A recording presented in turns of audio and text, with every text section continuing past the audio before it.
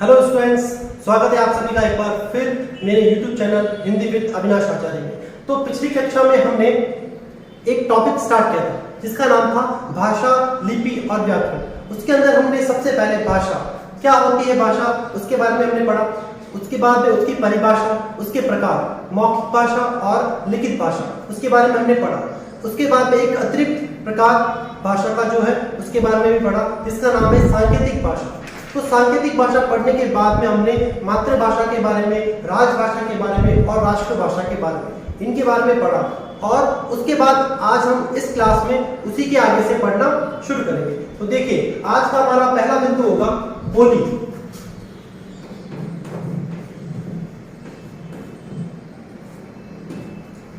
तो देखिए, बोली को सामान्यतः जो अर्थ है भाषा ही लिया जाता है, परंतु भाषा और बोली दोनों में एक छोटा सा अंतर है। तो उसमें अंतर यह है कि जो भाषा होती है वो एक बड़े क्षेत्र के अंदर बोली जाती है, जबकि बोली का जो क्षेत्र होता है वो बहुत ही सीमित होता है।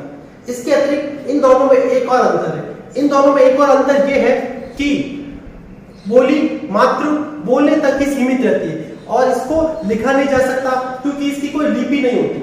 इस कारण से बोली हम ये कह सकते हैं कि बोली का जो क्षेत्र होता है वो सीमित होता है और इसके अतिरिक्त उसकी कोई लिपि भी नहीं होती। जबकि भाषा की लिपि भी होती है और उसके अतिरिक्त उसका जो क्षेत्र होता है वो बहुत ज्यादा होता है, बहुत ही अधिक क्षेत्र के अंदर वो बोली जाती है। इस कारण से उसको हम भाषा कहते हैं। जैसे हिंदी हमारी भाषा है क्योंकि उसकी एक लिपि। अब ये लिपि क्या होता है उसका जो उसको हम अगले बिंदु के अंदर पढ़ेंगे, ठीक है। तो देखिए, ये है बोली का जो क्षेत्र होता है वो कैसा होता है, सीमित। सबसे पहले तो इस बात को याद रखेंगे आप कि बोली को हम सीमित क्षेत्र के अंदर बोलते हैं। उसके अतिरिक्त एक और पॉइंट ये हो जाएगा कि बोली की कोई लिपि नहीं होती, बोली में कोई लिपि नहीं होती।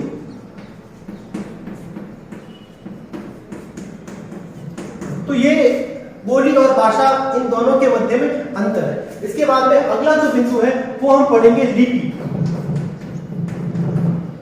अब इस लिपि के अंदर क्या होता है, तो देखिए, लिपि का अर्थ यह है कि किसी भी भाषा को लिखने की विधि, अर्थात ये कह सकते हैं कि कोई भी भाषा उसको लिखने का जो तरीका होता है उसे हम लिपि कहते हैं। जैसे देखिए, हमारी हिंदी भाषा, कुछ प्रमुख भाषाएं हैं, उन भाषाओं की लिपि कौन कौन सी होती है वो मैं आपको बताता हूं।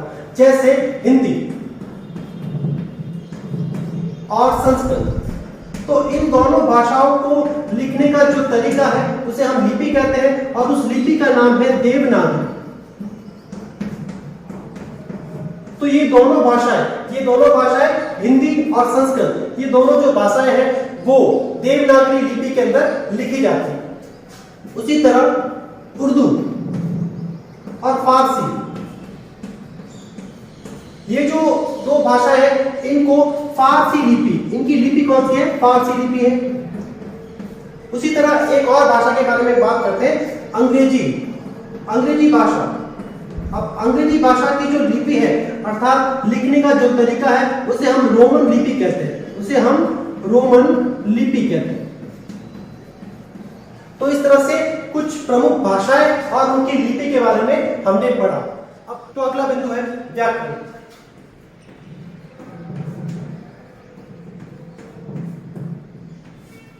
तो सबसे पहले हम इसकी परिभाषा को जानते हैं। तो व्याकरण में क्या होता है, किसी भी भाषा को हमें शुद्ध रूप से अगर बोलना सीखना है, लिखना सीखना है या फिर उसको हम शुद्ध रूप से पढ़ना चाहते हैं तो हमें व्याकरण का ज्ञान होना अत्यंत आवश्यक है। अब ये व्याकरण होता क्या है, तो व्याकरण जैसे आपकी भी एक बुक होती है, हिंदी व्याकरण की अलग से बुक होती है, तो उसके अंदर क्या होता है, लिंग, वचन, कारक, कार्य, इसके अलावा संज्ञा, सर्वनाम, क्रिया, विशेषण, ये तो बहुत सारे जो टॉपिक है उन सबको मिला करके हम ये कह सकते हैं कि ये किसी भाषा का व्याकरण है। जैसे हिंदी के अंदर ये जो टॉपिक के मैंने नाम बताया आपको, संज्ञा, सर्वनाम, क्रिया, विशेषण, काल, इस तरह के लिंग, वचन, ये सभी हिंदी व्याकरण की पुस्तक में आपको मिल जाएंगे। और इन सभी को पढ़ने के बाद आपको क्या मिलेगा कि भाई इन सभी को पढ़ने के बाद में हम हिंदी भाषा को बहुत अच्छे से जान सकते हैं, उसका व्याकरण बहुत अच्छे से जान सकते हैं। अब आप कहेंगे सर कैसे, तो देखिए इसका एक एग्जांपल मैं आपके सामने लिखता हूं। जैसे मैंने लिखा राम बाजार जाती है। अब देखिए ये जो एग्जांपल हमारे सामने है ना, अगर मैं आपसे कहूं कि इसको पढ़ करके बताइए कि कहां गलती है, तो आप एकदम से पहचान जाएंगे कि सर यहां पर गलती है। कहां पर गलती है? तो यहां पर गलती है। तो अब मुझे ये बताइए, ये आपको कैसे पता चला कि यहां पर गलती है? तो ये आपको इसलिए पता चला है क्योंकि आपने व्याकरण पढ़ा है, आपने हिंदी व्याकरण पढ़ा है। तो हिंदी व्याकरण पढ़ा है तो हिंदी व्याकरण हमें यह बताता है कि कर्ता, ये जो कर्ता है ना वो क्या है? पुल्लिंग है।